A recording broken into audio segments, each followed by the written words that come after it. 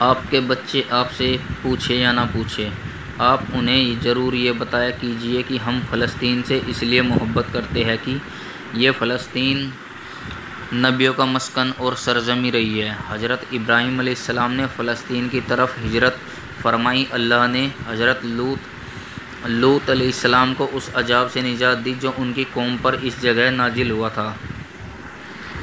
حضرت داؤد علیہ السلام نے اس سرزمین پر سکونت رکھی اور یہاں پر اپنا ایک محراب بھی تعمیر فرمایا۔ حضرت سلیمان علیہ السلام اس ملک میں بیٹھ کر ساری دنیا پر حکومت کرتے تھے۔ قرآن میں چینٹی کا وہ مشہور قصہ جس میں ایک چینٹی نے باقی ساتھیوں سے کہا تھا، اے چینٹیوں اپنے بلوں میں گھس جاؤ، یہ قصہ یہیں فلسطین کے اسقلان شہر کی وادی میں پیش آیا تھا۔ حضرت زکریا علیہ السلام کا محراب بھی اسی شہر میں ہے۔ حضرت موسیٰ علیہ السلام نے اس ملک کے بارے میں اپنے ساتھیوں سے کہا تھا، اس مقدس شہر میں داخل ہو جاؤ۔ انہوں نے اس شہر کو مقدس اس لیے کہا تھا کہ یہ شرک سے پاک اور نبیوں کی سرزمین ہے۔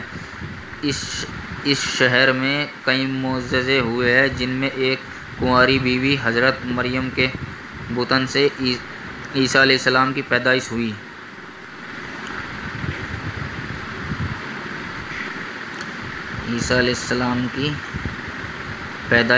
حضرت عیسیٰ علیہ السلام کو جب ان کی قوم نے قتل کرنا چاہا تو اللہ نے انہیں اسی شہر سے آسماں پر اٹھا لیا تھا۔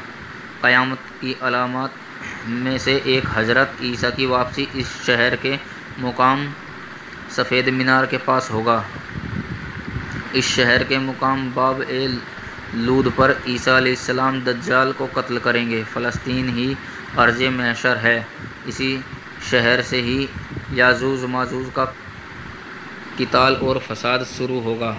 فلسطین کو نماز کے فرض ہونے کے بعد قبلہ اول ہونے کا اعزاز بھی حاصل ہے۔ ہجرت کے بعد جبریل علیہ السلام اللہ کے حکم سے نماز کے دوران ہی محمد صلی اللہ علیہ وسلم کو مسجد اقصیٰ سے بیت اللہ کعبہ کی طرف رخ کرا گئے تھے۔ جس مسجد میں یہ واقعہ پیش آیا تھا وہ مسجد آج بھی مسجد قبلتین کہلاتی ہے۔ حضور اکرم صلی اللہ علیہ وسلم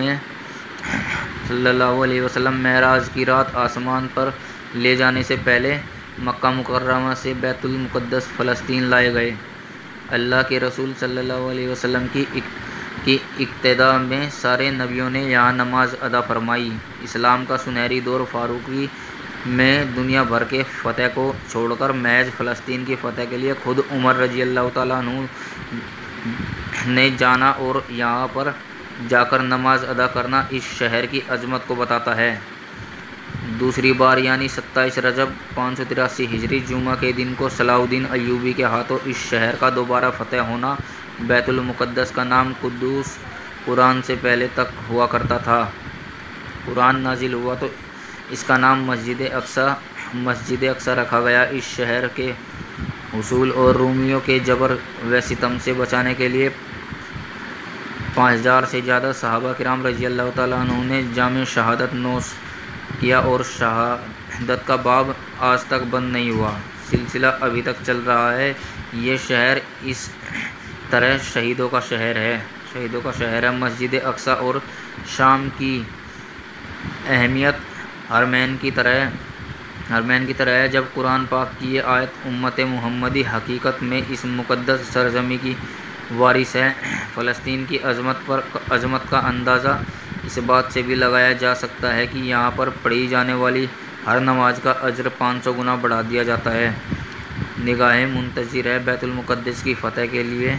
یا رب پھر کسی صلاح الدین ایوبی کو بھیج دے۔